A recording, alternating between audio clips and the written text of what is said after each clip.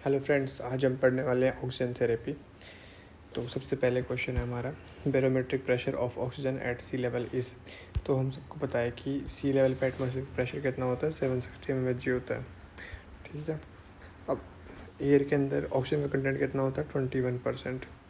तो 21% प्रेशर किसकी वजह से एक्सर्ट हो रहा है, ये ऑक्सीजन की वजह से हो रहा है। तो 21% 760 का आप निकालेंगे तो कितना आता है, इसको मल्टीप्लाई करेंगे तो 760 इंटू 21/100, इसको कैलकुलेट करने पे बनता है लगभग 160 mmHg। ठीक है, तो सेकंड ऑप्शन इसका करेक्ट है। कैसे कैलकुलेट किया हमने ये बता दिया, 0.21 को मल्टीप्लाई करना है 760 से तो 160 mmHg आ जाएगा। नेक्स्ट क्वेश्चन है, barometric pressure of CO2 at sea level. तो CO2 का कितना परसेंट होता है, 0.004% के से आसपास होता है। उसको आप परसेंटेज कैलकुलेट करेंगे 760 के अकॉर्डिंग तो 0.3 आंसर निकलता है। तो 0.3 mmHg इसका करेक्ट आंसर है। नेक्स्ट क्वेश्चन है, correct match about oxygen pressure. तो एल्वेलाई पे कितना होता है, 104 होता है, सही है। आर्टरियल ब्लड में कितना होता है, 95 to 98, ये भी सही है। वेनस ब्लड में 40 होता है, ये भी सही है। तो सबसे पहले मैं आपको बता देता हूँ, सबसे पहले एनवायरनमेंट में एयर में होता है 160, एल्वेलाई पे आते आते हो जाता है वो 104, एल्वेलाई के बाद में आर्टरियल में आता है तो 95 to 98, और उसके बाद में जब वेनस ब्लड में चल जाता है तो 40। क्योंकि यहाँ पे कम क्यों हुआ है, क्योंकि यहाँ पे क्या था, टिश्यू लेवल था, यहाँ पे टिश्यू था तो उसने क्या कर लिया, कंज्यूम कर लिया ऑक्सीजन, तो बचा हुआ कितना बचा, 40। तो ऐसे करके क्या होता है, इसका करेक्ट आंसर क्या आ जाएगा, all of these. Next question है, which of the following has deoxygenated blood. तो अगर आपको फिजियोलॉजी और एनाटॉमी आपने थोड़ा अच्छे से पढ़ी है पहले, तो इसका आंसर आप करेक्ट कर देंगे। इसका आंसर है, क्या निकलेगा हमारा, पल्मोनरी आर्टरी। सबको पता है कि पल्मोनरी आर्टरी का केली आर्टरी है जिसमें डीऑक्सीनेटेड ब्लड कैरी करता है वो। ठीक है, फ्यूमरल आर्टरी में भी ऑक्सीनेटेड होता है, रेडियल में पर ऑक्सीनेटेड होता है, पल्मोनरी वेन में ऑक्सीनेटेड होता है। तो आंसर हमारा क्या हो गया, पल्मोनरी आर्टरी। नेक्स्ट क्वेश्चन है, O2 delivery to the tissues depend upon, किस पर डिपेंड करता है। अब सबसे पहले क्या होता है कि एनवायरनमेंट से O2 आती है हमारी लंग्स के अंदर। लंग्स में क्या होती है, एल्वेलाई होती हैं। ठीक है, ऐसे एल्वेलाई होती है। अब यहाँ से क्या जारी होती है, हमारी कैपिलरीज आर्टरी से जारी होती हैं। इनके बीच में क्या होता है, O2 का एक्सचेंज होता है और CO2 का एक्सचेंज होता है। CO2 जाएगी बाहर, O2 आएगी अंदर। ठीक है, तो इस तरीके से जब O2 यहाँ पे आती है अंदर तो वो उसको लेके कौन जाता है, यहाँ पे कैपिलरीज के अंदर कौन होता है, हीमोग्लोबिन होता है। हीमोग्लोबिन बाइंड कर लेगा ऑक्सीजन को। एक हीमोग्लोबिन का मॉलिक्यूल 4 मॉलिक्यूल ऑक्सीजन के बाइंड कर सकता है। ठीक है, तो ऐसे करके वो हीमोग्लोबिन ऑक्सीजन को लेके चला जाएगा यहाँ से। तो किस किस पर डिपेंड किया, HB कंसनट्रेशन पर डिपेंड करेगा, क्योंकि ज़्यादा हीमोग्लोबिन होगा तो ठीक ठीक जाएगा, कम हीमोग्लोबिन होगा तो कम ट्रांसफ़र होगा। O2 बाइंडिंग कैपेसिटी, अब ये क्या होता है, जो हीमोग्लोबिन होता है वो ऑक्सीजन को बाइंड कर लेता है। ठीक है, ये हीमोग्लोबिन था, अब ये यहाँ पे 4 ऑक्सीजन मॉलिक्यूल को बाइंड कर सकता है। अगर इसकी बाइंडिंग कैपेसिटी ठीक नहीं है, एबनॉर्मल है, तो ये बाइंड नहीं कर पाएगा, तो इसकी वजह से भी इफेक्ट होता है। ठीक है, तो इस पर भी डिपेंड करता है। दूसरा है सैचुरेशन ऑफ हीमोग्लोबिन। ठीक है, कितना % सैचुरेशन, मतलब कितना हीमोग्लोबिन ऑक्सीजन लेके जा रहा है, उस पर भी डिपेंड करेगा। कार्डिक आउटपुट, कार्डिक आउटपुट मतलब कि क्या होता है कि पहले लंग्स में होता है ऑक्सीजन, लंग्स से जाता है वो left part of the heart. ठीक है, अब यहाँ से जाता है वो पूरी बॉडी के अंदर एओर्टा से होते हुए। तो जितना यहाँ से ब्लड निकलेगा, ठीक है, तो उतना ही ज़्यादा वो ऑक्सीजन लेके जाएगा यहाँ से। अगर यहाँ से ब्लड ही कम जा रहा है, यानी कि कार्डिक आउटपुट कम हो गया, तो ऑक्सीजन की क्या आएगी, डेफिशिएंसी हो जाएगी। तो इस पर भी डिपेंड करता है। तो क्या हो गया, कुल मिला के इसका आंसर हो गया all of this. Next question है, in normal lungs upper zones, जो लंग्स हमारा रेस्पिरेटरी ट्रैक्ट है उसमें अपर जोन तो क्या होता है हमारा, जैसे कि बताता हूँ, ये ऐसे ऐसे करके ये लंग्स होते हैं 2। ठीक है, ये हमारा रेस्पिरेटरी ट्रैक्ट है। तो जो ऊपर वाला पार्ट होता है रेस्पिरेटरी ट्रैक्ट का, जैसे कि नेज़ल पैसेज हो गया, फेरिंग्स हो गया, माउथ हो गया, या फिर ट्रेकिया हो गई हमारी, तो ये सारा क्या होता है, ट्रांसपोर्टिंग पाथवे होता है ऑक्सीजन के लिए। और यहाँ पे क्या होता है, ये टर्बुलेंट फ्लो होता है अपर जोन्स के अंदर। ठीक है, टर्बुलेंट फ्लो। और जब ये आगे कंडक्टिंग पाथवे में पहुँचता है, मतलब, ठीक है, तो कंडक्टिंग पाथवे नहीं, सॉरी, जहाँ पे एल्वेलर एक्सचेंज होता है, जैसे कि टर्मिनल पार्ट ऑफ ब्रोंक्यूल से नीचे तक जाता है, तो वहाँ जाके ये फ्लो क्या हो जाता है, लेमिनार हो जाता है।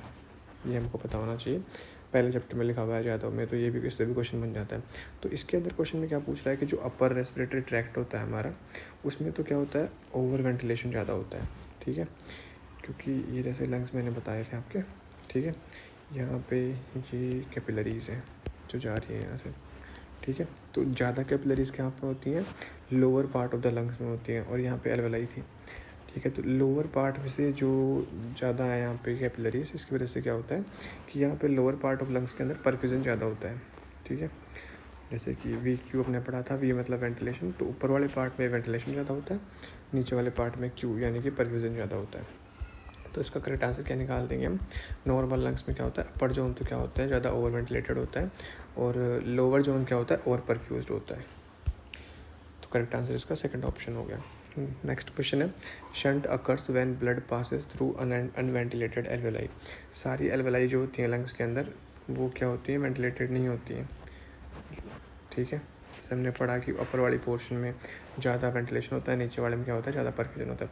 तो मान लेते हैं कि कोई एल्वेलाई में किसी रीज़न की वजह से, क्या तो कोई ब्लॉकेज की वजह से या क्लोजर की वजह से ऑब्स्ट्रक्शन आ गया, या फिर एल्वेलाई डैमेज हो रखी है, तो क्या होता है उस कंडीशन में उसके पास ऑक्सीजन नहीं होती है। अब ऑक्सीजन नहीं है, मान लेते हैं कि इसके पास ऑक्सीजन नहीं है। अब यहाँ पे कैपिलरी आई, ठीक है, और यहाँ से ये ब्लड चला गया यहाँ से यहाँ तक, ठीक है, आगे पास हो गया हार्ट के पास में। अब यहाँ पे इसने क्या किया, ऑक्सीजन तो लिया ही नहीं है, यहाँ पे ऑक्सीजन लिया ही नहीं, तो ये डीऑक्सीनेटेड ब्लड फॉर्म में ही चला गया। पहले डीऑक्सीनेटेड आया था, वैसे ही आगे चला गया, ठीक है। तो उसकी वजह से क्या होता है कि जो हमारा left part of the heart है, उससे डीऑक्सीनेटेड ब्लड आगे जाके ट्रांसफ़र हो जाता है, ठीक है। तो ये किस किस कंडीशन में ऐसा होता है, तो इस कंडीशन में होगा जहाँ पे क्या होगा, हमारे एल्वेलाई में ऑक्सीजनेटेड ब्लड आ नहीं पा रहा है, या फिर वो ऐसे बोल सकते हैं कि हमारी एल्वेलाई है वो ऑक्सीजन या फिर उसके पास वेंटिलेशन नहीं पहुँच रहा है, इस वजह से वो दे नहीं पा रही है। तो किस कंडीशन में ऐसा होता है, एटेलेक्टिस में ऐसा होता है, कंसोलिडेशन ऑफ लंग्स में ऐसा होता है, स्मॉल एयरवे क्लोजर में भी ऐसा होता है। तो इसका आंसर आ जाएगा ऑल ऑफ दीज।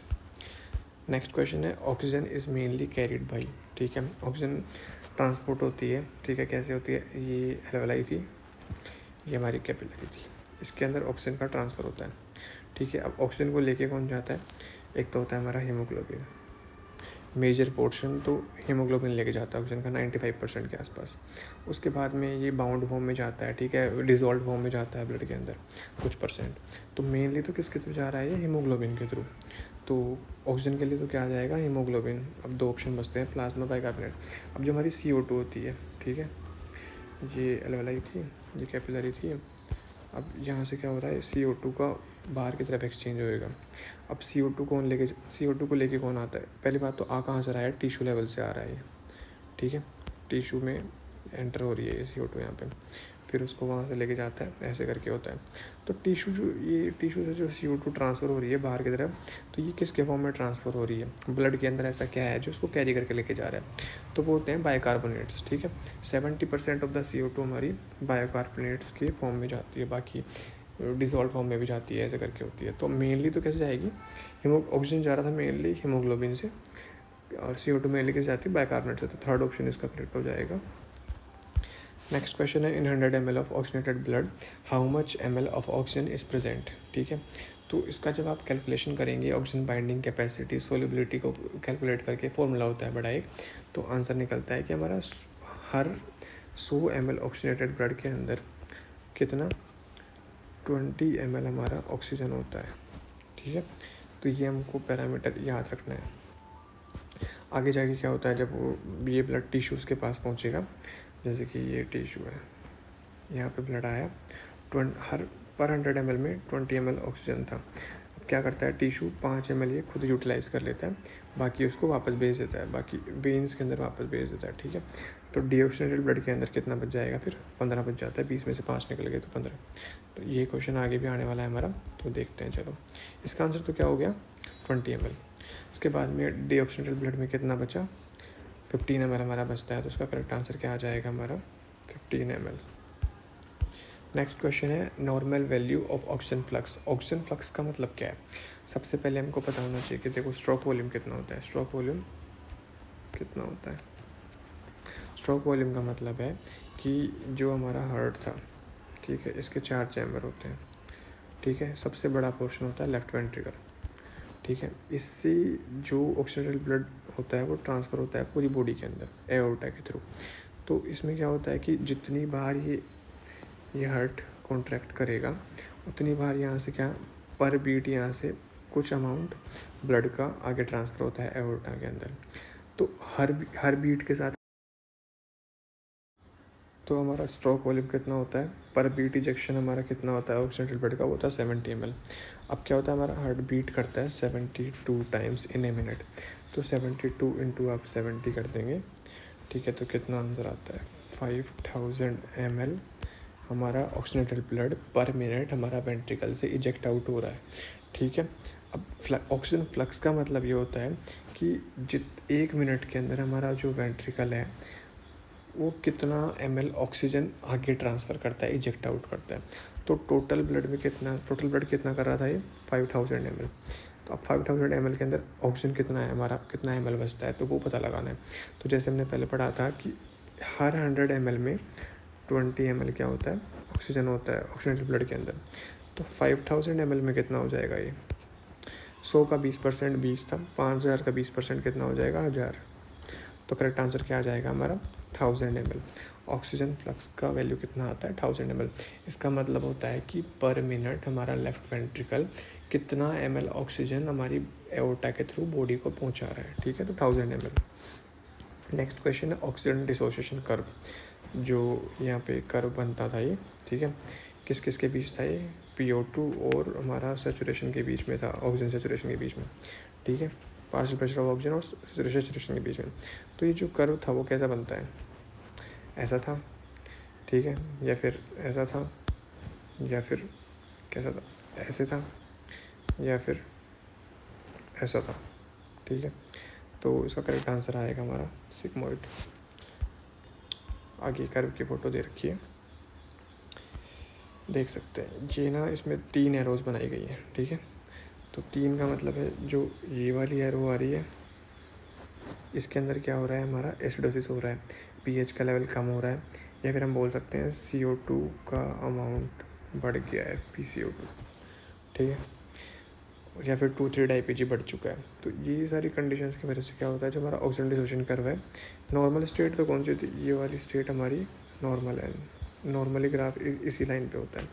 पर जब एडवर्स कंडीशन आती है तो ये ग्राफ लेफ़्ट या राइट मूव करता रहता है। जब हमारे CO2 का कंटेंट बढ़ जाएगा, PCO2 बढ़ जाएगा, एसिडोसिस हो जाएगा, यानी pH कम हो जाएगा, या फिर 2,3 IPG बढ़ जाएगा, या फिर हाइपरथर्मिया हो जाएगा, तो ये ग्राफ शिफ्ट हो जाता है इस साइड में, ठीक है, राइट साइड में। और उसी से उल्टा ये लेफ़्ट साइड में कब शिफ्ट होता है, जब हमारा CO2 कंटेंट कम हो गया, ऑक्सीजन कंटेंट बढ़ चुका है, ठीक है, PO2 बढ़ गया। इसकी वजह से क्या हो जाएगा, एल्कोलिसिस हो जाएगा, क्योंकि यहाँ पे क्या हो रहा है, PO2 बढ़ रहा है, PCO2 कम हो रहा है, या फिर हाइपोथर्मिया आप बोल सकते हैं, फिर 2,3 IPG आप इसको बोल सकते हैं। इस कंडीशन में ग्राफ कहाँ शिफ्ट हो जाता है, ये लेफ़्ट साइड में, ठीक है। तो ये हमको आना चाहिए कि किस पैरामीटर्स की वजह से ये ग्राफ हमारा किस साइड शिफ्ट होता है, ठीक है। इसको याद करने के लिए आप मेनली क्या कर सकते हैं कि सबसे पहले जैसे आपको पता है कि ये वाला कंडीशन इसके बारे में पढ़ते हैं, या तो PCO2 बढ़ गया। अब हमारी बॉडी में CO2 बढ़ता है तो क्या होता है, टेम्परेचर बढ़ता है, इसी से हम क्या रख लेंगे, हाइपरथर्मिया, ठीक है, इसी से, और ठीक है, ये हो सारा हो गया। और अगर CO2 हमारा बॉडी में बढ़ता है तो CO2 बढ़ने की वजह से हमारा pH क्या हो जाता है, कम हो जाता है, एसिडोसिस हो जाता है। या फिर दूसरी कंडीशन होती है 2,3 IPG बढ़ जाना।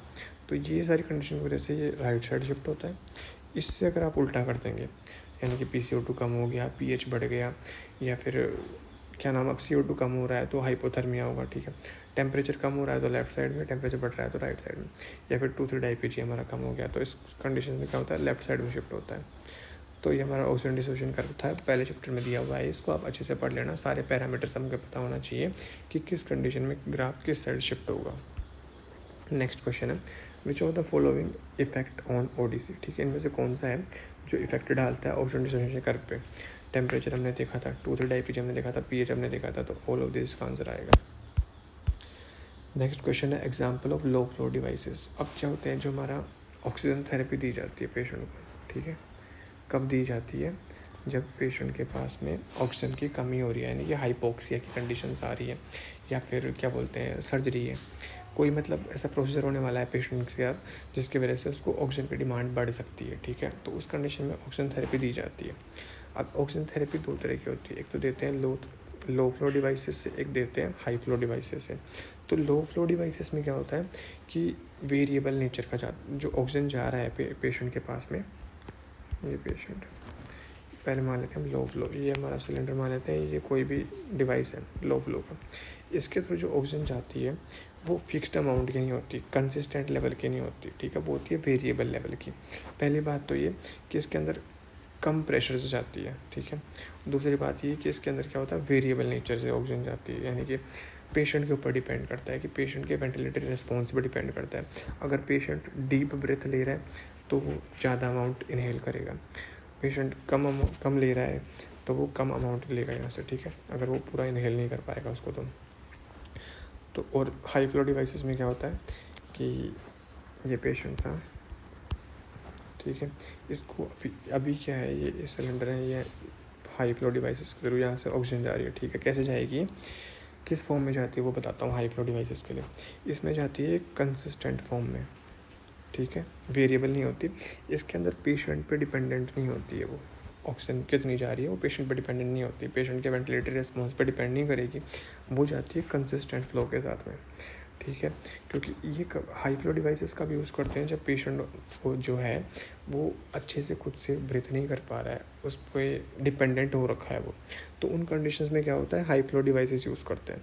इससे भी ज़्यादा अगर एडवर्स कंडीशंस आ जाती हैं तो फिर उसको इंट्यूबेट करना पड़ सकता है, मैकेनिकल वेंटिलेशन उसको प्रोवाइड करवानी पड़ सकती है, जिसमें IPPV के थ्रू उसको वेंटिलेट करते हैं, ठीक है। तो 3 तरह की ये मैंने कंडीशंस बता दी आपको कि सबसे कम अगर रिक्वायरमेंट है तो लो फ्लो, उससे ज़्यादा रिक्वायरमेंट है तो हाई फ्लो, और उससे ज़्यादा रिक्वायरमेंट है तो मैकेनिकल वेंटिलेशन। 3 तरह की कंडीशंस बनती हैं और ये डिपेंड करती है कि पेशेंट की कंडीशन कैसी है, ठीक है। तो इसका आंसर देख लेते हैं। Example of low flow devices, nasal cannula होता है, सिंपल फेस मास्क होता है, पार्शियल रीब्रीथिंग मास्क होता है, नॉन रीब्रीथिंग मास्क होता है, NRBM का मतलब होता है नॉन रीब्रीथिंग मास्क। तो ऑल ऑफ दिस का आंसर आएगा। इन सभी के बारे में एक एक करके आगे पढ़ेंगे अभी अपन। Example of high flow devices, low flow हमने देख लिया, हाई फ्लो डिवाइसेस कौन से होते हैं, वेंचुरी मास्क होता है, एरोसोल मास्क होता है, TPS विद नेबुलाइजर होता है, एयर ऑक्सीजन ब्लेंडर्स होते हैं। तो ऑल ऑफ दिस इसका आंसर आएगा। Next question, which of the following has dead space, ठीक है, डेड स्पेस किसके अंदर कम होगा। तो अब डेड स्पेस क्या होता है, डेड स्पेस समझाता हूँ, रुको मैं आपको। मान लेते हैं कि ये मास्क है हमारे पास में। अब जो अंदर ये वाला पोर्शन, इसके अंदर वाला जो पोर्शन है, ठीक है, यानी कि ये ऐसे मास्क था और ये पेशेंट का ऐसे मुंह था, ठीक है, इसको कवर कर रहा है। हमारा जो ये वाला पोर्शन बचता है, ठीक है, ये एक्ट करता है एज ए रिजर्वोयर अंदर के साइड में, ठीक है, कैसे एक्ट कर रहा है, रिजर्वोयर की तरह। साथ ही में क्या कर रहा है, ये डेड स्पेस भी क्रिएट करता है, ठीक है। तो ये पूछ रहा है कि सबसे कम डेड स्पेस किस में होगा। तो सबसे कम डेड स्पेस किसके अंदर होगा, जो सबसे कम एरिया कवर करेगा पेशेंट के, जो नोस्ट्रल्स हैं, माउथ है, उसके पास में सबसे कम एरिया कवर करेगा। तो सिंपल फेस मास्क में डेड स्पेस होता है, NRBM में भी होता है, LPRB में होता है। जो नेजल प्रोंग्स हैं, ये देखो डायग्राम, इसके पास कोई एक्स्ट्रा डेड स्पेस नहीं है, सीधे ही क्या कर रहा है, ऑक्सीजन ट्यूबिंग से ऑक्सीजन आ रहा है और नोस्ट्रल्स के थ्रू अंदर जा रहा है, ठीक है। तो इसके अंदर कोई डेड स्पेस क्रिएट नहीं हो रहा कि यहाँ पे ऑक्सीजन आके जमा हो रहा है, फिर डेड स्पेस क्रिएट हो रहा है, कुछ भी नहीं, सीधा नोस्ट्रल्स के थ्रू अंदर तक चल जाता है। तो उसका करेक्ट आंसर क्या है, नेजल प्रोंग्स। जो सबसे सिंपल फॉर्म होती है ऑक्सीजन थेरेपी डिवाइसेस की, वो नेजल प्रोंग्स ही होते हैं। नेक्स्ट है correct statement regarding nasal prongs. Option है हमारे पास में, फ्लो रेंज कितनी होती है, 1 to 6 लीटर, ये सही है। अप्रोक्सीमेट 0.24, FiO2 कितनी होती है, 0.24 to 0.44, यानी कि FiO2 आप दे सकते हैं इसे 24% से 44% तक, ठीक है। FiO2 का मतलब क्या होता है वो बताता हूँ मैं आपको। FiO2 कि जो भी पेशेंट को आप फ्लो दे रहे हैं, इस फ्लो के अंदर कितना फ्रैक्शन ऑक्सीजन का है, ठीक है, इंस्पायर्ड फ्रैक्शन ऑफ ऑक्सीजन, ठीक है, इसके फुल फॉर्म बोल सकते हैं। इंस्पायर्ड फ्रैक्शन ऑफ ऑक्सीजन ये कितना है, कि जैसे कि आप 100% दे रहे हैं तो 100% में से कितना परसेंट आप उसको ऑक्सीजन प्रोवाइड करें। जैसे एनवायरनमेंट में पता है हमको 21% होता है, ठीक है। और जब आप ऑक्सीजन थेरेपी के थ्रू उसको दे रहे हैं, डिवाइसेस के थ्रू आप दे रखे हैं, तो क्या होता है, 21% तो एनवायरनमेंट था, तो ऑब्वियसली इससे ज़्यादा ही वो डिलीवर कर पाते हैं, ठीक है।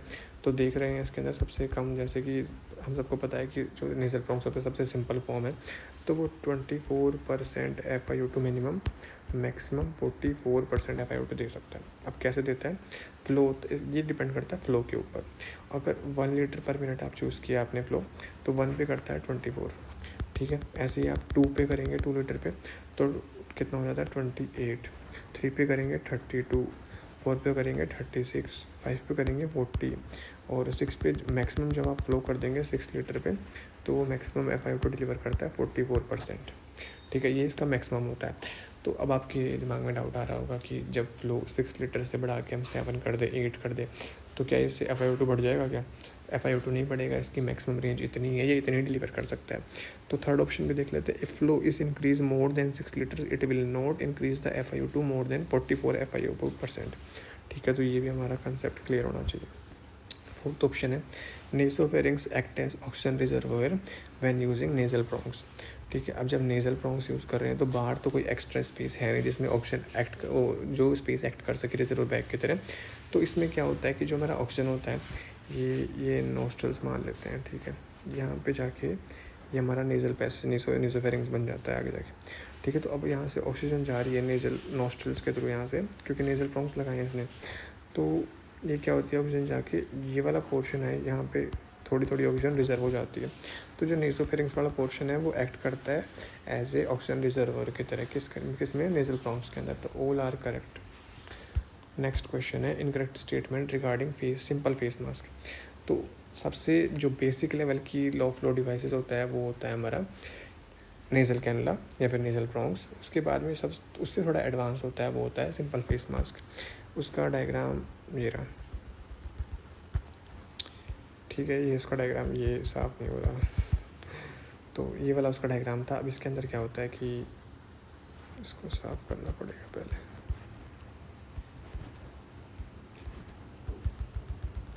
छोड़ो वैसे समझते हैं, ठीक है। Incorrect statement about simple face mask. तो हमारा जो सिंपल फेस मास्क होता है ऐसे से, ये साइड में क्या होते हैं, इसके खुले हुए पोर्शन होते हैं, इसमें छोटे छोटे होल होते हैं, आपने देखा होगा इसमें जैसे दिख रहे हैं ये वाले, ठीक है। इसके थ्रू क्या होता है कि जो पेशेंट इनहेल कर रहा है, और फिर पेशेंट क्या इनहेल कर रहा है, तो उस टाइम पे तो क्या हो रही है, जब पेशेंट इनहेल कर रहा है तो ये तो जो डिलीवर हो रहा है वो ऑक्सीजन ट्यूबिंग से हो रहा है। इसके अलावा अगर पेशेंट डीप ब्रीथ लेना चाहता है, ठीक है, गहरी सांस लेना चाहता है, तो उस कंडीशन में क्या होता है, जब पेशेंट इनहेल कर रहा होता है तो ये वाला जो अंदर वाला स्पेस है इसमें क्रिएट हो जाता है negative gradient, negative pressure gradient.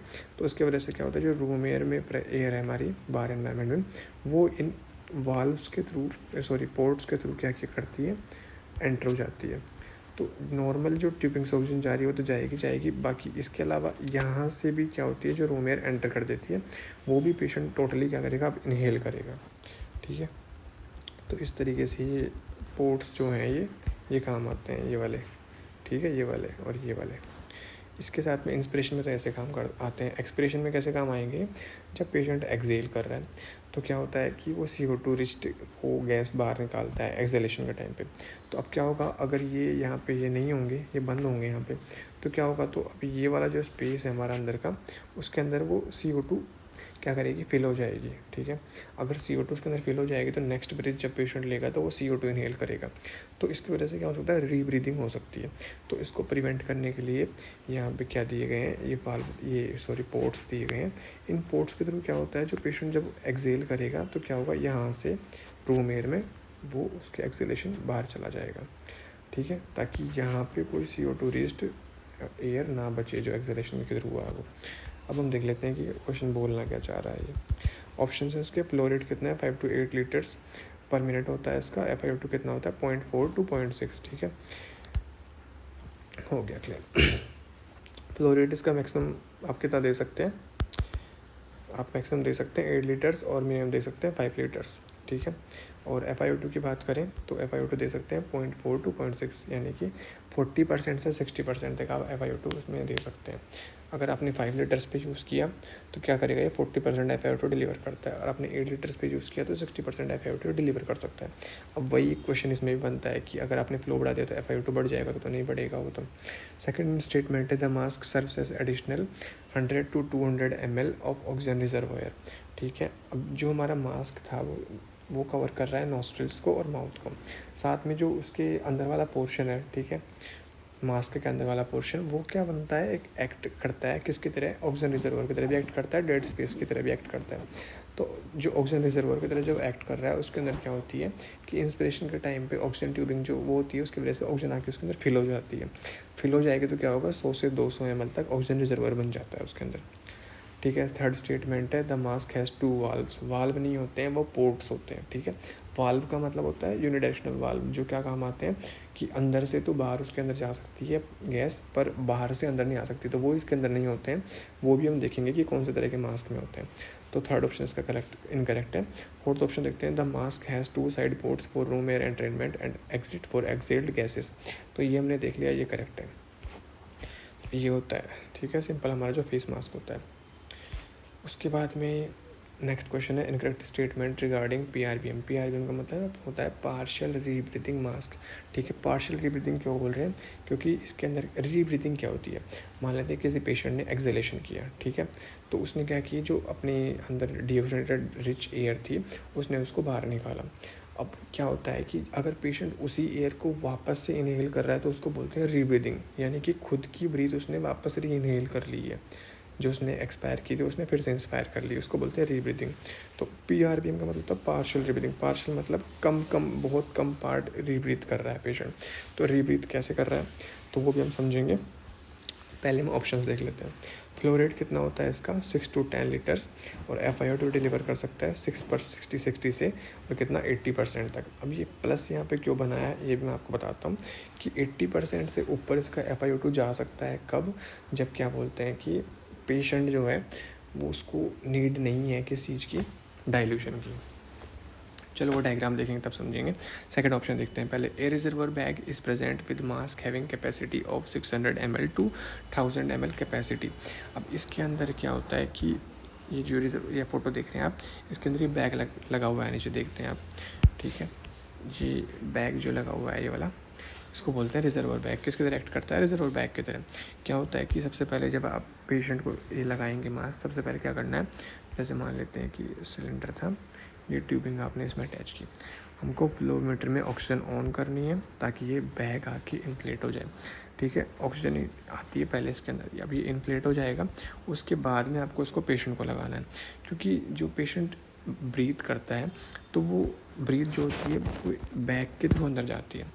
ऐसे नहीं होता कि पहले वो ट्यूबिंग से होते हुए सीधे अंदर चल जाएगी पेशेंट के पास में, बैग के थ्रू अंदर जाएगी। तो पेशेंट आराम से, मतलब कितना ml इसका, 600 to 1000 ml होता है। एक अपना टाइडल वॉल्यूम कितना होता है, 500 ml तक मानते हैं 70 kg पेशेंट का। तो 600 ml अपने पास पहले से प्रेजेंट है, तो 500 ml अगर उसको लेनी है पेशेंट को तो आराम से ले सकता है, क्योंकि वो अवेलेबल है। उसको वेट नहीं करना पड़ेगा कि ट्यूबिंग से होते हुए गैस अंदर आएगी फिर वो इनहेल करे। तो ये लगाया जाता है बैग इसके अंदर, ठीक है, इस वजह से, ताकि पेशेंट के पास आराम से ब्रीथ डिलीवर हो सके।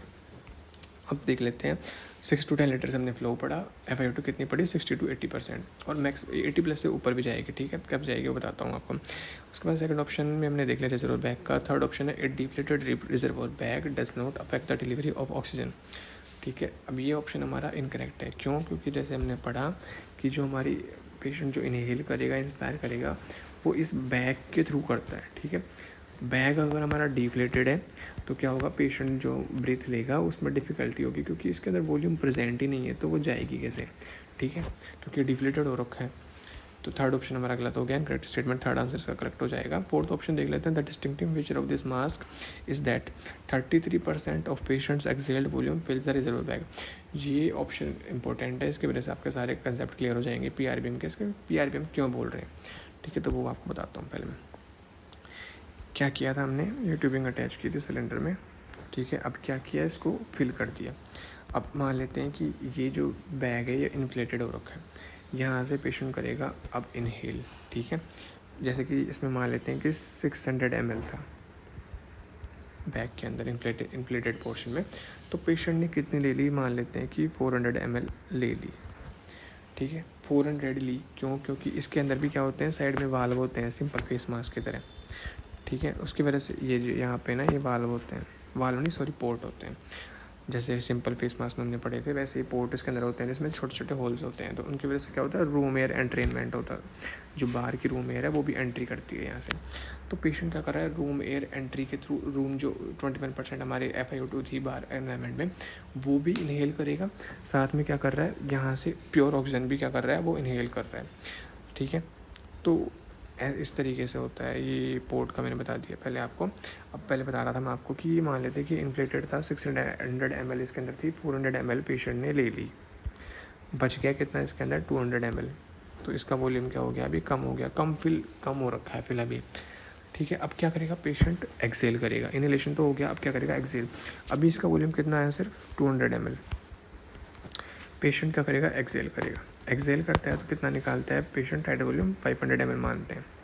ठीक है, तो जो ये पोर्ट्स थे साइड में, कुछ अमाउंट तो इन पोर्ट्स के थ्रू बाहर चला जाएगा। ठीक है, और कुछ अमाउंट आके इस बैग में फिल हो जाता है। ठीक है, अब वो कौन सा अमाउंट फिल होता है ये भी मैं आपको समझा देता हूँ पहले एक बार। फर्स्ट चैप्टर में आपने सबने पढ़ा था कि एक हमारी फिजियोलॉजिकल डेड स्पेस होता है। ठीक है, एनाटॉमिकल डेड स्पेस यानी कि पेशेंट, यानी कि कोई भी हेल्दी अडल्ट मान लेते हैं 500 ml एयर वो अंदर लेता है। ठीक है, नाक और जैसे कि जो नेज़ल पैसेज है, नॉस्ट्रल्स हो गए, फेरिंग्स हो गया, ट्रेकिया हो गई, इनके अंदर जो एयर रह जाती है, मतलब कि जिसका एक्सचेंज नहीं हो पा रहा, उसको बोलते हैं एनाटॉमिकल डेड स्पेस। तो वो कितना होता है, अप्रोक्स 150 ml मानते हैं उसको टोटल डेड स्पेस हमारी बॉडी का। तो पेशेंट क्या करता है, मतलब कोई भी हेल्दी अडल्ट क्या करता है, 500 ml जब वो एक्सेल करेगा तो उसमें 150 ml तो क्या एक्सेल करता है, वो खुद की डेड स्पेस वाली अमाउंट एक्सेल करता है। और डेड स्पेस के अंदर क्या होता है, ये ऑक्सीजनेटेड होती है, क्योंकि इसका तो एक्सचेंज हुआ ही नहीं है, बहुत कम अमाउंट में CO2 इसमें प्रेजेंट होती है। तो पेशेंट क्या करता है, जब एक्सेलेशन कर रहे हैं तो वो आके इस बैग को फिल कर देगा, यानी कि 33% जो एक्सेलेशन का टोटल पार्ट है वो आके इस बैग को फिल करता है। बाकी जो 67% बच गया पेशेंट का एक्सेलेशन वॉल्यूम, वो इन पोर्ट्स के थ्रू बाहर चला जाता है। ठीक है, तो जो 33% पेशेंट इसमें बैग में फिल कर रहा है, वो डेड स्पेस वाला वॉल्यूम फिल कर रहा है, क्योंकि उसमें CO2 का अमाउंट काफ़ी कम होता है। तो अब क्या करेगा, अब ये बैग फिर से इन्फ्लेट हो गया, 33% पेशेंट के एक्सेलेशन से भर गया, 200 ml इसमें पहले से था, बाकी कुछ जो कम पड़ गया था वो इस ट्यूबिंग के थ्रू इसमें एंटर हो गया। अब क्या बारी आई, फिर से बारी आई पेशेंट के इनहेलेशन करने की। तो इसके अंदर अभी क्या क्या है, ऑक्सीजन भी है, ठीक है, ट्यूबिंग वाली। उसके साथ में जो पेशेंट ने पहले क्या किया था, एक्सेलेशन के टाइम पे खुद की वॉल्यूम इसमें डाली थी, वो भी है एक्सेल्ड, यानी कि जो डेड स्पेस वाली वॉल्यूम थी। तो अब क्या करेगा पेशेंट, इनहेल करेगा तो फिर से ये वाली गैस जो है वो अंदर जाएगी। अब इसके अंदर पेशेंट की एक्सेल्ड वाला वॉल्यूम भी था, तो इसका मतलब क्या कर रहा है, पेशेंट रीब्रीथ कर रहा है। ठीक है, 67% तो उसने ऑक्सीजन ली है, बाकी 33% उसने वो वॉल्यूम ली है नेक्स्ट ब्रीथ में जो उसने उससे पहले एक्सेल की थी। ठीक है, पर इसके अंदर क्या होता है, CO2 का अमाउंट बहुत कम होता है, क्योंकि वो डेड स्पेस वाली पार्ट होती है, बहुत कम होता है, तो वो उसकी वजह से कोई इशू क्रिएट नहीं होता। तो इसलिए इसको बोल देते हैं PRBM। ठीक है, तो अब ये जैसे जैसे हम सिंप्लिसिटी कम होती जा रही है डिवाइसेस की, जैसे सिंपल फेस मास्क था, उससे पहले नेजल ब्राउन्स था, अब ये PRBM थोड़ा और एडवांस आ गया। ये किस में इसके कब यूज़ करते हैं, जब पेशेंट को क्या क्या चाहिए कि पेशेंट का सैचुरेशन मेंटेन नहीं हो पा रहा है, तो उस कंडीशन में रिजर्वर बैग के साथ आप मास्क यूज़ करते हैं, जिसमें क्या होता है पेशेंट ईजिली ब्रीथ कर पाए। ठीक है, उसका सैचुरेशन मेंटेन रह सके। तो इसका इनकरेक्ट स्टेटमेंट क्या निकला था हमारा, थर्ड ऑप्शन, की डिप्लीटेड बैग की वजह से कोई इफेक्ट नहीं पड़ता है, गलत है, उसकी वजह से इफेक्ट पड़ता है। नेक्स्ट क्वेश्चन है करेक्ट स्टेटमेंट अबाउट NRBM। ठीक है, PRBM हमने पढ़ लिया। नॉन रीब्रीदिंग, इसमें क्या होता है, बिल्कुल भी रीब्रीदिंग नहीं होती है। इसमें भी क्या होता है कि बैग तो अटैच होता है, देखेंगे। ठीक है, पर इसमें क्या स्पेशल क्या आ गया जिसकी वजह से रीब्रीथ नहीं करेगा पेशेंट। यहाँ पे आ चुके हैं 2 वाल्व दोनों साइड में, तीसरा वाल्व होता है इसके बीच में। ठीक है, बैग और मास्क के बीच में। अब ये वाल्व क्या होते हैं, वाल्व होते हैं यूनिडायरेक्शनल वाल्व। उनका मतलब होता है कि रबड़ की क्या होती है, एक प्लेट मान लेते हैं आप। ठीक है, तो ये ऐसे मानते हैं कि पेशेंट, पहले सिंपल मास्क था उसमें ऐसे पोर्ट्स थे, हमने आज देखे हैं। ठीक है, अब क्या किया, इसके ऊपर एक रबर की प्लेट लगा दी ऐसे ऐसे करके उसको, जिसकी वजह से बंद हो गया। ठीक है, नीचे होल्स अभी भी हैं, बस ऊपर क्या किया, रबर लगा दिया। अब रबर की वजह से क्या हो गया, ये वाला पोर्शन यहाँ से कोई भी अंदर नहीं जा पाएगी, मतलब बाहर से कोई भी एंट्री अंदर साइड नहीं हो पाएगी। ठीक है, तो रूम एयर एंट्रेनमेंट इसके अंदर बिल्कुल भी नहीं होगा, पहली बात तो ये। ठीक है, तो रूम एयर इसके अंदर आ नहीं सकता। दूसरा ये कि अगर पेशेंट एक्सेल कर रहा है तो पोर्ट्स तो इसके नीचे हैं, इस रबर वाली, ये जो रबर वाली है इसके नीचे पोर्ट्स तो है ना अभी भी। जब पेशेंट यहाँ से क्या करेगा, एक्सेल करेगा, तो यहाँ से जब प्रेशर लगता है तो ये रबर वाली जो प्लेट है वो इस साइड की तरफ मूव होती है। तो जब ऊपर की तरफ मूव होएगी तो पोर्ट्स के बीच में और यहाँ पे क्या हो जाएगा, स्पेस बन जाएगा। तो यहाँ की वजह से क्या होता है, रूम एनवायरनमेंट में ये जो एक्सेल्ड वॉल्यूम था वो बाहर चला जाता है। ठीक है, समझ आ गया। तो इसका मतलब इसका क्या काम हुआ कि ये एक्सेल्ड वॉल्यूम को बाहर तो भेज देगा रूम के अंदर, एनवायरनमेंट के अंदर, पर जो रूम एयर बाहर वाली एयर है उसको अंदर नहीं आने देगा। तो इसकी वजह से क्या होता है, पेशेंट को 100% मतलब मैक्सिमम टू मैक्सिमम आप ऑक्सीजन उसको डिलीवर कर सकते हैं, अप टू मैक्सिमम फ्रैक्शन में उसको डिलीवर कर सकते हैं। ये काम होता है इसका। अब पढ़ लेते हैं इसके बारे में। फर्स्ट ऑप्शन है 3 यूनिडायरेक्शनल वाल्व प्रेजेंट होते हैं, 2 दोनों साइड में होते हैं, एक बैक और मास्क के बीच में प्रेजेंट होता है, तो ये ऑप्शन ठीक है। 2 valves are present on each side of mask and third valve is present in between reservoir bag and mask, तो ये भी ठीक है। थर्ड ऑप्शन है फ्लो रेट 10 to 15 लीटर होता है, FiO2 इसका होता है 80 to 90%। 10 से लेके 15 लीटर, इसके अंदर धीरे धीरे क्या होता है, फ्लो बढ़ता जा रहा है। पहले उसमें नेजल कैनुला में 1 to 6 था, 5 to 8 आया सिंपल फेस मास्क में, उसके बाद में 10 तक जा पाया था मैक्सिमम कितना PRPM के अंदर, NRPM के अंदर 10 to 15 पहुंच चुका है। FiO2 भी एक हिसाब से बढ़ती रहती है, इसमें 80% से 90% तक जाती है। ठीक है, 90% के बाद में 100% भी हो सकती है, वो भी कैसे होती है वो बता दूंगा आपको मैं अभी लास्ट में। नेक्स्ट ऑप्शन है safety valve is also present in this mask, और होता है सेफ्टी वाल्व इस मास्क में अंदर दे रखा है, क्यों वो बताता हूँ पहले आपको मैं। मान लेते हैं कि क्या हुआ, अभी नॉर्मल जैसे पेशेंट इंस्पायर कर रहा था वो कर रहा है अभी भी, जैसे कि ये सिलेंडर पे अटैच है, आपने सिलेंडर ऑन किया, बैग इन्फ्लेट हुआ, पेशेंट इंस्पायर कर रहा है, एक्सप्रेशन के टाइम पे वो स्पोर्ट्स के थ्रू बाहर भेज रहा है खुद के एक्सेल्ड एयर, फिर से ट्यूबिंग से अंदर ऑक्सीजन आ रही है, वो पेशेंट फिर से इंस्पायर कर रहा है। तो ये सारी कंडीशन चलती जा रही थी। अब एडवर्स कंडीशन क्या क्या आ सकती हैं कि मान लेते हैं कि सिलेंडर में गैस खत्म हो गई, ऑक्सीजन खत्म हो गई, ठीक है, या फिर ट्यूब में लीकेज है, या फिर यहाँ से डिस्कनेक्शन हो गया। अब इन सभी कारण की वजह से क्या होगा, ये बैग जो है उसके अंदर ऑक्सीजन फिल नहीं हो पाएगी, वो कम हो जाएगा, बैग डिफ्लेट हो जाएगा। ठीक है, डिफ्लेट हो गया। अब मान लेते हैं कि ये पेशेंट को अटैच था यहाँ पे, इसके अंदर कोई पोर्ट्स नहीं है कि जिसकी वजह से रूम एयर की एंट्री हो सके, क्योंकि पेशेंट जब इंस्पायर करता है तो नेगेटिव प्रेशर ग्रेडियंट जनरेट होता है। ठीक है, वो जनरेट होगा तो उसकी वजह से यहाँ से जो अमाउंट होता है वो अंदर जाता है पेशेंट के। अब यहाँ पे कोई अमाउंट ही नहीं है। ठीक है, दूसरी बात, यहाँ से एयर अंदर जा नहीं सकती। तो कुल मिला के क्या हो गया, एक ऐसा डेड स्पेस क्रिएट हो गया जिसके अंदर ऑक्सीजन है ही नहीं। तो चांसेस हो सकते हैं कि पेशेंट डीसेट कर सकता है, क्योंकि पेशेंट के पास ऑक्सीजन पहुँच ही नहीं पाएगी, कोई कॉन्टेक्ट नहीं है उसका एनवायरनमेंट से, क्योंकि वो खुद से सांस भी नहीं ले सकता अभी तो, क्योंकि बंद है, वाल्व लगे हुए हैं साइड में। तो इसी को ठीक करने के लिए, इसी से बचने के लिए क्या बनाया गया, एक सेफ्टी वाल्व बनाया गया। ठीक है, ये safety valve is also present in the mask, spring loaded tension valve बोलते हैं उसको, that permits room air entry if reservoir is evacuated. अगर ये रिजर्वोयर है किसी भी वजह से इवैक्यूएटेड हो गया, कुछ भी हो गया, ख़राब हो गया, तो क्या होगा, एक सेफ्टी वाल्व प्रेजेंट होता है। तो वो क्या करता है, ऐसी कंडीशन में ऑन हो जाएगा, मतलब खुल जाएगा, तो बाहर की जो रूम एयर है तो वो पेशेंट अंदर ले पाएगा, तो एटलीस्ट वो 21% तो इनहेल कर पाएगा। ठीक है, जो कि ज़रूरी है, हमारे वाइटल है, मतलब बहुत इंपॉर्टेंट है, 21% तो कम से कम ले वो। तो इसलिए सेफ्टी वाल्व बनाया गया। तो इसके सारे स्टेटमेंट्स करेक्ट है, तो इसका आंसर आ जाएगा all of these. Next question है incorrect statement about venturi mask. Option है it follows Bernoulli's principle, it uses room air entrainment to provide flow and FiO2 needs. सबसे पहले देख लेते हैं कि हाई फ्लो डिवाइस बोलते हैं इसको। ठीक है, बर्नलीज प्रिंसिपल फॉलो करता है, वो क्या होता है कि इस डायग्राम के थ्रू समझेंगे हम। ठीक है, कि बर्नलीज ने समझाया कि जब एरिया ज़्यादा बड़ा होता है, ठीक है, और जब एरिया वो आगे जाके पतला हो जाता है, ठीक है, तो उन्होंने क्या किया, जो एरिया है उसको कंप्रेस कर दिया आगे जाके। तो यहाँ पे जैसे एग्जांपल लेके समझते हैं कि 10 कार चल रही थी 1 मिनट में, कितनी स्पीड से, 60 मील पर आवर की स्पीड से। ठीक है, 60 कार है यहाँ पे, क्योंकि यहाँ पे एरिया बड़ा है तो आराम से वो जा पा रही है इतनी सारी। अब वो स्पीड से भी नहीं चल सकती, क्योंकि आगे जाके क्या हो रहा है, एरिया उनका कम होने वाला है। ठीक है, तो सारी एक साथ नहीं जा पाएंगे आगे। अब क्या उन्होंने क्या किया, उन्होंने एरिया कम कर दिया, तो एरिया की वजह से क्या हुआ, यहाँ पे ये सिंगल रो अब आगे जा पाएगी। ठीक है, अभी क्या करेगी कि कार्स का नंबर पहले 10 था, पहले कितनी जा रही थी, 10 कार कितनी स्पीड जा रही थी, 60 मील पर आवर जा रही थी।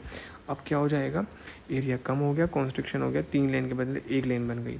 तो इस कंडीशन में क्या होता है कि अब 10 जो कार थी वो जा पाएंगी 180 मील पर आवर की स्पीड से, ठीक है।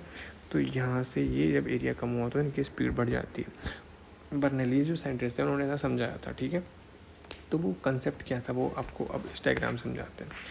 ये ऑक्सीजन की ट्यूबिंग थी जिससे ऑक्सीजन अंदर जा रही है, ठीक है। कहाँ से जा रही है, यहाँ से।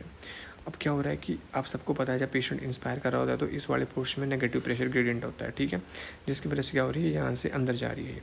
अब नेगेटिव प्रेशर ग्रेडियंट हुआ तो इन्होंने क्या किया कि यहाँ पे ये जो 2 होल दिख रहे हैं आपको, इनको ओरिफाइस बोलते हैं, इन्होंने ओरिफाइस बनाए हैं यहाँ पे। इसकी वजह से क्या हुआ, जो नेगेटिव प्रेशर ग्रेडियंट जनरेट हो रहा था तो उसकी वजह से क्या हो रहा था कि ये स्पीड से एयर क्या की अंदर जा रही थी। तो एयर भी जाएगी, ऑक्सीजन भी जाएगी, वो भी कितने हाई स्पीड से जाती है इसी प्रिंसिपल के अकॉर्डिंग। तो उसको बर्नौलीज़ प्रिंसिपल बोलते हैं। इसके थ्रू पेशेंट को आप अच्छे से वेंटिलेट करवा सकते हैं। तो ये बर्नौलीज़ का थ्योरम था। तो जो वेंचुरी मास्क होता है वो बर्नौलीज़ प्रिंसिपल फॉलो करता है, स्टेटमेंट ठीक है। दूसरा ऑप्शन है कि it uses room air entrainment to provide flow and FiO2 needs, ठीक है। तो ये रूम एयर एंट्रेनमेंट अलाउ करता है, क्यों, क्योंकि फ्लो और FiO2 नीड्स को कंप्लीट करने के लिए। नेक्स्ट है high flow systems have low flow rate. जो हाई फ्लो डिवाइसेस होते हैं उनका फ्लो रेट तो कम होता है पर उनका रिजर्वोयर जो होता है वो large enough to provide total inspired gas reliably. तो वो क्या होता है, रिजर्वोयर बड़ा होता है उनका। ये भी ऑप्शन करेक्ट है। फोर्थ ऑप्शन है अल्टरिंग द गैस ओरिफाइस। अगर आपने ये जो होल्स हैं यहाँ पे इनका जैसे जैसे डायमीटर आप चेंज करेंगे तो उसके हिसाब से क्या चेंज होता रहता है, FiO2 चेंज होता रहता है, उसके हिसाब से वेरी करता रहता है। Flow rate 3 to 15 litres maximum इसका देखेंगे आप, मैक्सिमम इसका फ्लो जा चुका है 15 लीटर्स तक, 3 to 15। FiO2 पर आप देखेंगे तो FiO2 कितना सिर्फ 24 to 50 जा रहा है। क्यों, क्योंकि इसके अंदर रूम एयर एंट्रेनमेंट काफ़ी ज़्यादा हो रहा है। तो रूम एयर में कितना 21% होता है, जो ट्यूबिंग से जा रही है ऑक्सीजन वो कम जा रही है, रूम एयर एंट्री ज़्यादा हो रही है। तो इस वजह से FiO2 इतना जनरेट नहीं हो पाता, पर इसमें फ़्लो अच्छे से आप जनरेट कर सकते हैं, एक कंसिस्टेंट फ्लो आप जनरेट कर सकते हैं, ठीक है। तो all of the options are correct. Next है correct statement about venturi principle. Options हैं aerosol devices should not be used with venturi devices. यहाँ पे थोड़ा मिस्टेक है, प्रिंसिपल नहीं आएगा, यहाँ पे डिवाइसेस आएगा। वेंचुरी मास्क के लिए पूछ रहा है कौन सा स्टेटमेंट करेक्ट है। तो एरोसोल डिवाइसेस के अंदर यूज़ नहीं करते हैं, क्यों, क्योंकि जो यहाँ पे ये ओरिफाइस थे, यहाँ पे होल्स थे, अगर एरोसोल डिवाइस आपने यूज़ किया तो इसके अंदर क्या होता है, वाटर ड्रॉपलेट्स होते हैं छोटी छोटी, वो अगर इसने आके यहाँ पे ब्लॉक कर दिया इनको तो इनफ प्रेशर नहीं बन पाएगा, प्रेशर तो बनेगा पर हाई प्रेशर से जो रूम एयर एंट्री हो रही थी वो अंदर नहीं जा पाएगी, ठीक है। तो इस वजह से इसका फ्लो बिगड़ जाता है, तो इसलिए इसको यूज़ नहीं करना चाहिए एरोसोल डिवाइसेस को। उसके बाद में if obstruction occurs at jet orifice it will lead to back pressure and an effect refer to as venturi stall, ठीक है। इसका मतलब क्या बोल रहे हैं कि अगर बाई चांस कोई भी ऑब्स्ट्रक्शन आ गया उस ओरिफाइस पे, जेट ओरिफाइस बोलते हैं उसको, चाहे वो वाटर ड्रॉपलेट की वजह से हो, चाहे कुछ भी ऑब्स्ट्रक्शन की किसी वजह से हो, तो उसकी वजह से क्या होता है कि अब बैक प्रेशर यानी कि उल्टा प्रेशर जनरेट हो जाता है, तो उसको क्या बोलते हैं, वेंचुरी स्टोल। थर्ड ऑप्शन है venturi mask are often useful when treating patients with COPD के पेशेंट्स में वेंचुरी मास्क को यूज़ करते हैं। तो सारे ऑप्शन करेक्ट हैं, ऑल ऑफ दिस का आंसर आ जाएगा। नेक्स्ट ये चीज़ आपको बताया नहीं मैंने कि जो ये यहाँ पे एक सेकेंड ये जो आप यहाँ पे देख सकते हैं ये ओरिफाइस, एक सेकेंड कहाँ चला गया, ठीक है हाँ। तो ये जो आप देख रहे हैं यहाँ पे सभी अलग अलग कलर के हिसाब से जो ओरिफाइस हैं ये वाले सभी अलग अलग कलर के जो ये डिवाइसेस हैं, मास्क के वाल बोलते हैं वेंचुरी मास्क वाल, उनके अंदर सबके ओरिफाइस अलग अलग होते हैं, ठीक है। जैसे कि ये ग्रीन वाला है वो डिलीवर कर सकता है 60% FiO2, रेड वाला 40, येलो 35। तो ये जेट ओरिफाइस जो ये ओरिफाइस है इनके ऊपर डिपेंड करता है कि कितना % FiO2 आप डिलीवर कर सकते हैं। अगर बाहर से रूम एयर की एंट्री ज़्यादा होगी तो FiO2 कम डिलीवर होता है, ठीक है। तो इस तरीके से आप इसकी कलर कोडिंग होती है, आप समझने के लिए देख लेना एक बार। नेक्स्ट है which all the following devices deliver consistent and predictable FiO2 regardless of patients ventilatory pattern. तो ये बोल रहे हैं कि कंसिस्टेंट और प्रिडिक्टेबल FiO2 कौन डिलीवर करता है पेशेंट के वेंटिलेटरी पैटर्न पे बिना डिपेंड किए। तो वो हाई फ्लो डिवाइसेस करते हैं। कौन कौन से होते हैं, वेंचुरी मास्क सही है, ऑक्सीजन प्लांटर सही है, नेबुलाइजर सही है, ऑल ऑफ दिस का आंसर आ जाएगा। नेक्स्ट क्वेश्चन है ऑक्सीजन टॉक्सिसिटी अकर्स व्हेन। अब होता है कि हमने ऑक्सीजन थेरेपी यूज़ तो कर ली, ठीक है, पर हर चीज़ की एक लिमिट होती है, ठीक है, कि आप पानी पी रहे हैं तो उसकी भी एक लिमिट होती है, ज़्यादा पिएंगे तो हाइपरवोलेमिया हो सकता है। ऑक्सीजन हम सबको पता है कि अच्छी गैस है, पर ऐसा नहीं है कि अच्छी गैस है तो आप हम उसको बस ऑन ही रखें, ठीक है, क्योंकि इसकी वजह से भी क्या होता है, एक लिमिटेड टाइम होता है, अगर उसके बाद तक आप यूज़ करेंगे तो इसकी वजह से टॉक्सिसिटी क्रिएट होती है। ज़्यादा ऑक्सीजन अगर बॉडी के अंदर जा रही है तो आगे जाके रेडिकल्स बनाती है, ठीक है, मतलब टूट जाती है अलग अलग आयंस के अंदर, ठीक है, तो वो क्या करता है, वो जाके डैमेज करता है हमारे कैपिलरी मेम्ब्रेन को, लंग्स को, एल्वेलाई को, और ज़्यादा ही उससे भी ज़्यादा टॉक्सिटी हो जाएगी तो फिर वो हमारे CNS तक इफेक्ट डाल देता है, ठीक है, तो CNS पे इफेक्ट आएंगे, मतलब कन्वल्जन्स आ सकते हैं, सीजर्स आ सकते हैं पेशेंट को। तो जो लिमिट होती है कि कितने टाइम तक आप यूज़ कर सकते हैं वो हम इसको क्वेश्चन में पूछ रहे हैं। तो 100% ऑक्सीजन को जो है वो लिमिट होती है अडल्ट के लिए, वो 8 to 12 आवर्स होती है, चिल्ड्रन के लिए 2 to 3 आवर्स होती है। तो ये रेंज हमको याद रखनी है, तो इसके दोनों ऑप्शन करेक्ट है, B and C, multiple choice question था ये। नेक्स्ट क्वेश्चन है oxygen toxicity occurs when higher production of oxygen free radicals occur, ठीक है। अब जो ऑक्सीजन थेरेपी आपने ज़्यादा एक्सेस में यूज़ किया, इसकी वजह से क्या होता है, रेडिकल्स जनरेट होते हैं, super oxide NiSO2-, hydroxyl ions यानी क्या होते हैं OH-, ठीक है, हाइड्रोजन पर ऑक्साइड, सिंगलेट ऑक्सीजन, तो ये सारे क्या हैं, फ्री रेडिकल्स होते हैं ऑक्सीजन के, जो कि टॉक्सिटी में क्रिएट हो जाते हैं। तो ऑल ऑफ दिस इसका आंसर है।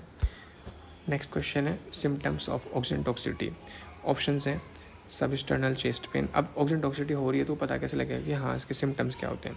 सबस्टर्नल चेस्ट पेन होता है, पल्मोनरी इडेमा हो सकता है, एटलेक्टिस हो सकता है, लंग कॉम्प्लियंस गिर सकता है, CNS पे इफेक्ट आएगा तो कन्वल्जन्स भी हो सकते हैं। तो सारे ऑप्शन इसके करेक्ट हैं, सिम्टम्स ही सारे सही हैं। नेक्स्ट क्वेश्चन है पल्मोनरी टॉक्सिसिटी डिपेंड्स अपॉन। दो तरह की टॉक्सिसिटी हो सकती है, एक तो पल्मोनरी पे इफेक्ट डालेगा, एक होता है आर्टीरियल पे इफेक्ट डालेगा, ठीक है। कैसे हो रहा है कि ये लंग्स था, एल्वेलाई थी इनके अंदर, अगर तो इनके अंदर ऑक्सीजन की कंसनट्रेशन बढ़ रही है तो वो कॉज करती है पल्मोनरी टॉक्सिसिटी, ठीक है।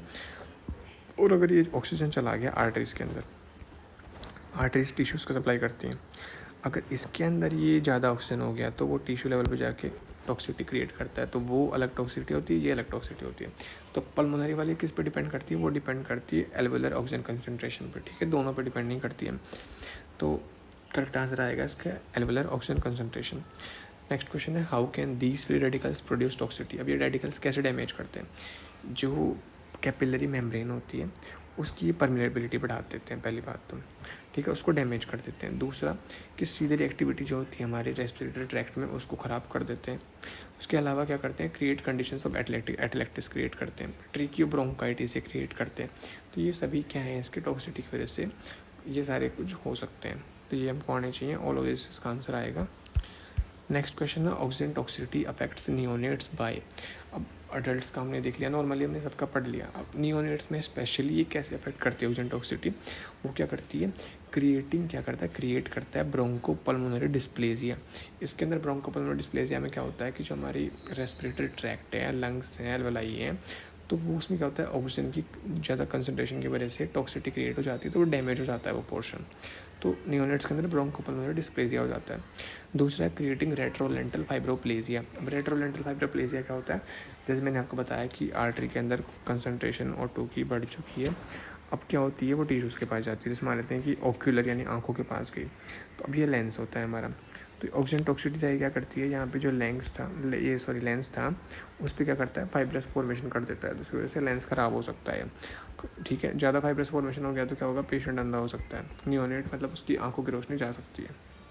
तो अगर क्वेश्चन पूछता है कि पल्मोनरी टॉक्सिसिटी किस पे डिपेंड करती है, तो उसका आंसर आएगा एल्वेलर ऑक्सीजन कंसनट्रेशन पे। अगर क्वेश्चन आता है कि रेट्रोलेंटल फाइब्रोप्लेजिया में किस पे डिपेंडिंग होती है ऑक्सीजन टॉक्सिसिटी, पल्मोनरी या फिर आर्टीरियल, तो उसमें फिर आप आंसर देंगे आर्टीरियल ऑक्सीजन कंसनट्रेशन की वजह से ये होता है। पल्मोनरी किसकी वजह से होता है, एल्वेलाई के अंदर, एल्वेलाई की वजह से, और रेट्रोलेंटल फाइब्रोप्लेजिया किसकी वजह से होता है, आर्टरीज के अंदर ऑक्सीजन कंसनट्रेशन बढ़ने की वजह से। थर्ड ऑप्शन है creating lung damage due to excessive use. अगर आप एक्सेसिव में यूज़ करेंगे तो लंग डैमेज क्रिएट करता है, तो all of these are correct. Next question है which of the following type of hypoxia can be created mainly by oxygen therapy, ठीक है। कौन सी तरह की हाइपोक्सिया, पहले तो देख लेते हैं हाइपोक्सिया होता क्या है। हाइपोक्सिया का मतलब है कि जो टिश्यूज़ हैं उनके पास में इनफ ऑक्सीजन नहीं पहुंच पा रहा है, ठीक है। अब वो किसी भी रीज़न की वजह से हो सकता है, कि जैसे मान लेते हैं टिश्यू था, ये लंग्स थे हमारे, ऐसे करके यहाँ से,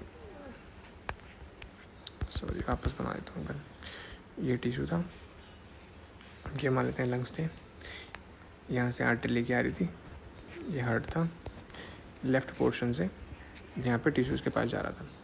तो हो सकता है कि बाहर से ऑक्सीजन आई नहीं, ठीक है, तो मतलब ऑक्सीजन की कमी हो गई, इसकी वजह से यहाँ कमी हुई, यहाँ कमी हुई, यहाँ कमी हुई, टिश्यूज़ के पास कमी हुई। उसको बोलते हैं हाइपोक्सिक हाइपोक्सिया, कि ऑक्सीजन की कमी आ गई है, ठीक है। दूसरे तरह का हाइपोक्सिया होता है एनीमिक हाइपोक्सिया। उसमें क्या हो रहा है कि एल्वेलाई से इसके अंदर आता है ब्लड के अंदर, कैसे एल्वेलाई के अंदर ऑक्सीजन था, वो बाउंड करेगा जाके ऑक्सीजन किसके साथ, हीमोग्लोबिन के साथ में। हीमोग्लोबिन लेके जाता है आगे, सबको पता है हमको ट्रांसपोर्ट कैसे होता है ऑक्सीजन। अब अगर हीमोग्लोबिन ही कम हो गया तो ट्रांसपोर्ट कम हो जाएगा, तो इसकी वजह से भी हाइपोक्सिया क्रिएट हो सकता है, उसको बोलते हैं एनीमिक हाइपोक्सिया। अब क्या हो रहा है कि एनीमिया भी नहीं है, हाइपोक्सिया भी नहीं है, मतलब ऑक्सीजन भी कंसिस्टेंटली डिलीवर हो रहा है अच्छे से। अब क्या होता है एक और कंडीशन की टिश्यूज़ जो हैं वो इस ऑक्सीजन को ले नहीं पा रहे हैं आर्टरीज से, अपटेक नहीं कर पा रहे हैं, किसी वजह इन्फेक्शन की वजह से वैसा हो सकता है। तो किसी वजह से अगर वो टिश्यूज़ अपटेक नहीं कर पा रहे हैं तो उसको बोलते हैं हिस्टोटॉक्सिक हाइपोक्सिया। तो ऐसे मेन अलग अलग तरह के हाइपोक्सिया होते हैं मेन। अगर ऑक्सीजन हम दे रहे हैं पेशेंट को, पर उसका दिक्कत क्या हो रही है, पहुंच भी रही है, दिक्कत क्या हो रही है कि वो टिश्यू है ना वो ले नहीं पा रहा है ऑक्सीजन को, उसको बोल देते हैं हिस्टोटॉक्सिक हाइपोक्सिया। तो इस कंडीशन में अगर आप पेशेंट को ऑक्सीजन थेरेपी प्रोवाइड भी कराएंगे तो उसकी वजह से कोई इफेक्ट नहीं पड़ेगा, क्योंकि ऑक्सीजन तो पेशेंट के पास पहले से है, बस उसको अपटेक नहीं कर पा रहा है, ठीक है। तो उसका करेक्शन आप ऑक्सीजन थेरेपी से नहीं कर सकते। वो क्वेश्चन भी आगे आ जाएगा। पहले क्वेश्चन देखते हैं कि कौन से तरह का हाइपोक्सिया है जो मेनली ट्रीट किया जाता है ऑक्सीजन थेरेपी देके, तो वो होता है हाइपोक्सिक हाइपोक्सिया, क्योंकि अपने पास ऑक्सीजन की कमी आ रही है तो ऑक्सीजन दे देंगे तो ठीक हो जाएगा। नेक्स्ट क्वेश्चन है, the following type of hypoxia can not be treated by oxygen therapy. Can not be treated यानी ट्रीट नहीं किया जा सकता इसकी वजह से, तो वो कौन सा था, हिस्टोटॉक्सिक हाइपोक्सिया। ये दो तो हमको आने चाहिए। नेक्स्ट क्वेश्चन है liquid oxygen can be stored in, ठीक है। सबको पता है कि जो लिक्विड ऑक्सीजन, जैसे कि 1 लीटर लिक्विड ऑक्सीजन है, अगर उसको आप गैसेस फॉर्म में कन्वर्ट करेंगे तो 840 लीटर्स वो गैस फॉर्म में कन्वर्ट होती है। तो इसका क्या फ़ायदा हुआ कि जब आपको बहुत ज़्यादा ऑक्सीजन की ज़रूरत है, यानी कि जैसे मेजर हॉस्पिटल्स हैं, ठीक है, तो उन सब में क्या होता है कि लिक्विड ऑक्सीजन को स्टोर करने के लिए एक डिवाइस होता है, वो रखा जाता है, जिसकी वजह से आप ज़्यादा से ज़्यादा ऑक्सीजन जनरेट कर पाएँ ज़रूरत के टाइम पे, ठीक है। अगर आपके पास 100 लीटर ऑक्सीजन है इसके अंदर लिक्विड फॉर्म में, तो वो कम एरिया कवर करेगी, ठीक है, कम एरिया कवर कर। अगर उसको आप गैसेस फॉर्म में कन्वर्ट किया आपने 100 को, तो 100 इंटू 840 यानी कि 84000 यानी कि 8,40,000 लीटर आपके पास में गैसेस फॉर्म में ऑक्सीजन है। तो इसका क्या बेनिफिट है कि आप कम स्टोरेज में ज़्यादा ऑक्सीजन गैस को स्टोर कर सकते हैं, पर इसको स्टोर करना आसान नहीं होता कोई, ये क्यों नॉर्मल डिवाइसेस में नहीं कर सकते, क्यों, क्योंकि जो ऑक्सीजन का क्रिटिकल पॉइंट होता है हमारा -119 डिग्री सेल्सियस होता है। इससे कम आप टेम्परेचर प्रोवाइड कराएंगे तभी ऑक्सीजन जाके लिक्विड फॉर्म में कन्वर्ट हो सकती है। तो वो जो डिवाइस है वो बहुत स्पेशल है, वो इतना टेम्परेचर मेंटेन कर रहा है, ठीक है। उसका नाम क्या होता है, पहले बात तो कैसे में स्टोर, किस में स्टोर कर सकते हैं वो देखेंगे। ऑक्सीजन कंसनट्रेटर में कर सकते हैं या नहीं कर सकते। ऑक्सीजन कंसनट्रेटर क्या होते हैं, एक पोर्टेबल डिवाइस होते हैं एक तरह के। वो क्या करते हैं, जो ये पोर्टेबल डिवाइस है ये क्या करता है, एनवायरनमेंट से एयर लेता है, ठीक है। इसके अंदर एयर स्टोर होगी, क्या होती है, इसके अंदर जियोलाइट्स होते हैं। जियोलाइट क्या करते हैं, एयर के अंदर क्या क्या होता है, नाइट्रोजन होता है, ऑक्सीजन होता है, कार्बन डाइऑक्साइड होती है, इंप्योरिटीज़ होती हैं। तो नाइट्रोजन मैक्सिमम परसेंट में होता है 78%, तो जो जियोलाइट्स होते हैं वो नाइट्रोजन को चिपका लेते हैं खुद के। बचा क्या, ऑक्सीजन और इंप्योरिटीज़ को भी जैसे करके फिल्टर कर लिया जाता है, बचा क्या है, ऑक्सीजन। तो ऐसे करके ऑक्सीजन गैस इससे बनाई जाती है, उसको बोलते हैं ऑक्सीजन कंसनट्रेटर, इस पोर्टेबल डिवाइस को। तो इसके अंदर आप ऑक्सीजन बना सकते हैं, स्टोर नहीं कर सकते, सिलेंडर्स के अंदर भी नहीं कर सकते। थर्ड ऑप्शन बचता है वैक्यूम इंसुलेटेड इवापोरेटर, ठीक है। जैसे कि जो बड़े बड़े हॉस्पिटल्स हैं, जैसे एम्स हैं, हर एम्स के अंदर आपको वैक्यूम इंसुलेटेड इवापोरेटर मिल जाएगा, VIE।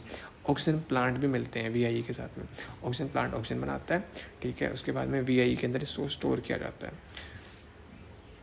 और वहाँ से फिर मैनीफोल्ड जब ज़रूरत होती है तो वहाँ से फिर मैनीफोल्ड तक जाती है, सिलेंडर्स के अंदर फिल करते हैं, वे गैसेस फॉर्म में कन्वर्ट करके फिर वो सप्लाई होती है सेंट्रल गैस पाइपलाइन सप्लाई के थ्रू।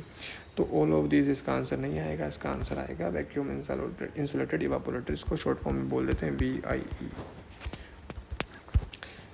नेक्स्ट क्वेश्चन है hyperbaric oxygen means. Hyperbaric oxygen का मतलब क्या होता है, ठीक है। एटमॉस्फेरिक प्रेशर कितना होता है, 760 mmHg। इससे ज़्यादा अगर प्रेशर हो जाएगा उसको बोल देते हैं हाइपरबेरिक। तो 760 mmHg से ज़्यादा प्रेशर जब आप ऑक्सीजन यूज़ कर रहे हैं तो उसको बोलते हैं हाइपरबेरिक। फोर्थ ऑप्शन इसका करेक्ट है।